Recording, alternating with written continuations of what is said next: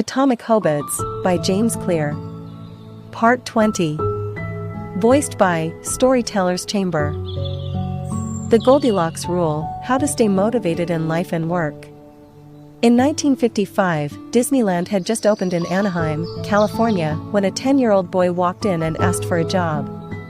Labor laws were loose back then, and the boy managed to land a position selling guidebooks for 50 cents apiece. Within a year, he had transitioned to Disney's magic shop, where he learned tricks from the older employees. He experimented with jokes and tried out simple routines on visitors. Soon he discovered that what he loved was not performing magic, but performing in general. He set his sights on becoming a comedian. Beginning in his teenage years, he started performing in little clubs around Los Angeles. The crowds were small and his act was short. He was rarely on stage for more than 5 minutes. Most of the people in the crowd were too busy drinking or talking with friends to pay attention. One night, he literally delivered his stand-up routine to an empty club. It wasn't glamorous work, but there was no doubt he was getting better. His first routines would only last 1 or 2 minutes. By high school, his material had expanded to include a 5-minute act and, a few years later, a 10-minute show. At 19, he was performing weekly for 20 minutes at a time. He had to read 3 poems during the show just to make the routine long enough, but his skills continued to progress. He spent another decade experimenting, adjusting, and practicing. He took a job as a television writer and, gradually, he was able to land his own appearances on talk shows. By the mid-1970s, he had worked his way into being a regular guest on The Tonight Show and Saturday Night Live. Finally, after nearly 15 years of work, the young man rose to fame. He toured 60 cities in 63 days. Then 72 cities in 80 days. Then 85 cities in 90 days. He had 18,695 people attend one show in Ohio. Another 45,000 tickets were sold for his 3-day show in New York. He catapulted to the top of his genre and became one of the most successful comedians of his time. His name is Steve Martin. Martin's story offers a fascinating perspective on what it takes to stick with habits for the long run. Comedy is not for the timid. It is hard to imagine a situation that would strike fear into the hearts of more people than performing alone on stage and failing to get a single laugh. And yet Steve Martin faced this fear every week for 18 years. In his words, 10 years spent learning, 4 years spent refining, and 4 years as a wild success. Why is it that some people, like Martin, stick with their habits, whether practicing jokes or drawing cartoons or playing guitar, while most of us struggle to stay motivated? How do we design habits that pull us in rather than ones that fade away? Scientists have been studying this question for many years. While there is still much to learn, one of the most consistent findings is that the way to maintain motivation and achieve peak levels of desire is to work on tasks of just manageable difficulty. The human brain loves a challenge, but only if it is within an optimal zone of difficulty. If you love tennis and try to play a serious match against a 4-year-old, you will quickly become bored. It's too easy. You'll win every point. In contrast, if you play a professional tennis player like Roger Federer or Serena Williams, you will quickly lose motivation because the match is too difficult. Now consider playing tennis against someone who is your equal. As the game progresses, you win a few points and you lose a few. You have a good chance of winning, but only if you really try. Your focus narrows, distractions fade away, and you find yourself fully invested in the task at hand. This is a challenge of just manageable difficulty, and it is a prime example of the Goldilocks Rule. The Goldilocks Rule states that humans experience peak motivation when working on tasks that are right on the edge of their current abilities. Not too hard. Not too easy. Just right. The Goldilocks Rule. Martin's comedy career is an excellent example of the Goldilocks Rule in practice. Each year, he expanded his comedy routine, but only by a minute or 2. He was always adding new material, but he also kept a few jokes that were guaranteed to get laughs. There were just enough victories to keep him motivated and just enough mistakes to keep him working hard. When you're starting a new habit, it's important to keep the behavior as easy as possible so you can stick with it even when conditions aren't perfect. This is an idea we covered in detail while discussing the third law of behavior change. Once a habit has been established, however, it's important to continue to advance in small ways. These little improvements and new challenges keep you engaged. And if you hit the Goldilocks zone just right, you can achieve a flow state. A flow state is the experience of being in the zone and fully immersed in an activity. Scientists have tried to quantify this feeling. They found that to achieve a state of flow, a task must be roughly 4% beyond your current ability. In real life, it's typically not feasible to quantify the difficulty of an action in this way, but the core idea of the Goldilocks rule remains. Working on challenges of just manageable difficulty, something on the perimeter of your ability, seems crucial for maintaining motivation. Improvement requires a delicate balance. You need to regularly search for challenges that push you to your edge, while continuing to make enough progress to stay motivated. Behaviors need to remain novel in order for them to stay attractive and satisfying.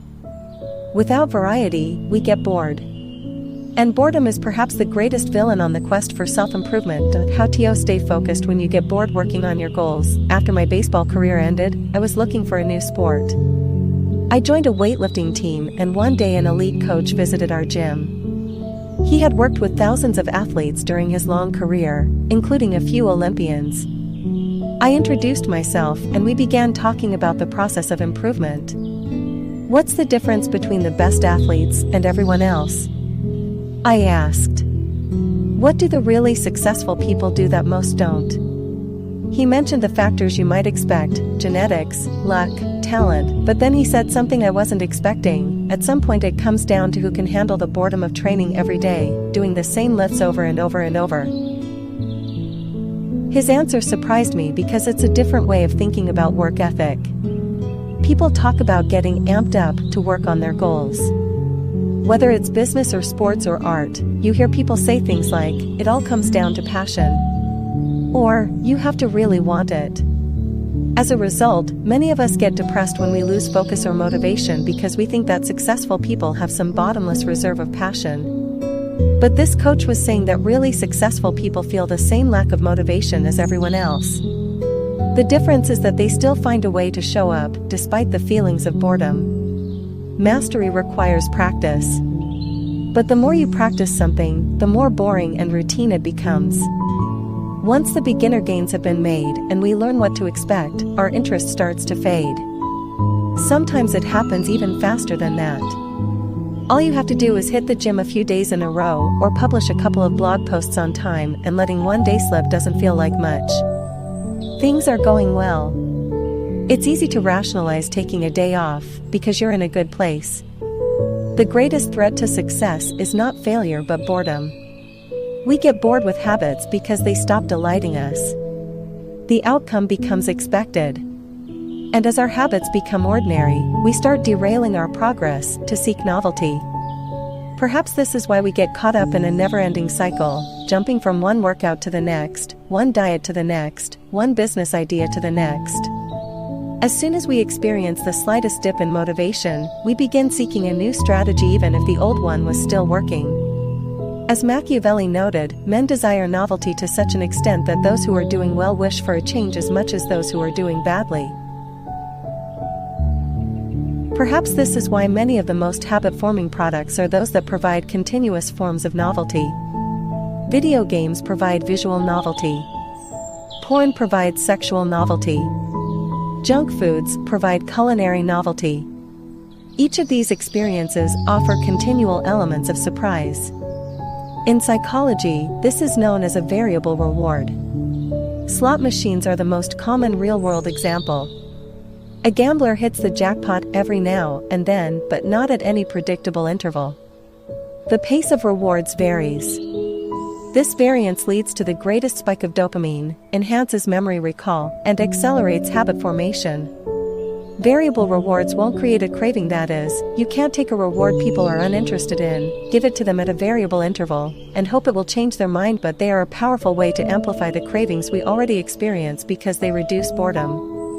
The sweet spot of desire occurs at a 50-50 split between success and failure.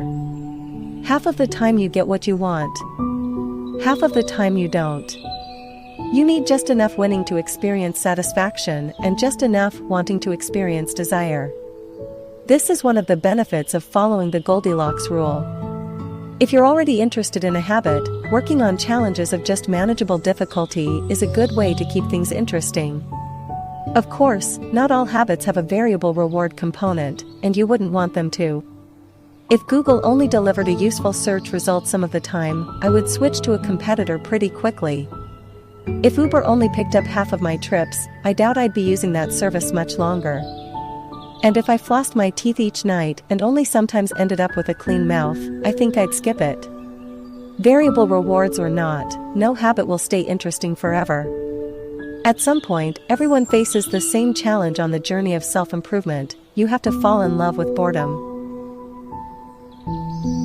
We all have goals that we would like to achieve and dreams that we would like to fulfill, but it doesn't matter what you are trying to become better at. If you only do the work when it's convenient or exciting, then you'll never be consistent enough to achieve remarkable results. I can guarantee that if you manage to start a habit and keep sticking to it, there will be days when you feel like quitting. When you start a business, there will be days when you don't feel like showing up. When you're at the gym, there will be sets that you don't feel like finishing. When it's time to write, there will be days that you don't feel like typing. But stepping up when it's annoying or painful or draining to do so, that's what makes the difference between a professional and an amateur. Professionals stick to the schedule, amateurs let life get in the way. Professionals know what is important to them and work toward it with purpose. Amateurs get pulled off course by the urgencies of life. David Kane, an author and meditation teacher, encourages his students to avoid being fair-weather meditators. Similarly, you don't want to be a fair-weather athlete or a fair-weather writer or a fair-weather anything. When a habit is truly important to you, you have to be willing to stick to it in any mood. Professionals take action even when the mood isn't right. They might not enjoy it, but they find a way to put the reps in. There have been a lot of sets that I haven't felt like finishing, but I've never regretted doing the workout. There have been a lot of articles I haven't felt like writing, but I've never regretted publishing on schedule. There have been a lot of days I've felt like relaxing, but I've never regretted showing up and working on something that was important to me. The only way to become excellent is to be endlessly fascinated by doing the same thing over and over. You have to fall in love with boredom. Chapter Summary. The Goldilocks rule states that humans experience peak motivation when working on tasks that are right on the edge of their current abilities. The greatest threat to success is not failure but boredom. As habits become routine, they become less interesting and less satisfying. We get bored. Anyone can work hard when they feel motivated. It's the ability to keep going when work isn't exciting that makes the difference. Professionals stick to the schedule, amateurs let life get in the way. Thank you to all my amazing subscribers for tuning in to my audiobook channel. Your support means the world to me. If you haven't already, please hit that subscribe button and turn on notifications so you never miss a new upload. I release new videos every Monday and Friday at 2 p.m. New York time, so be sure to check back regularly for fresh content. Happy listening!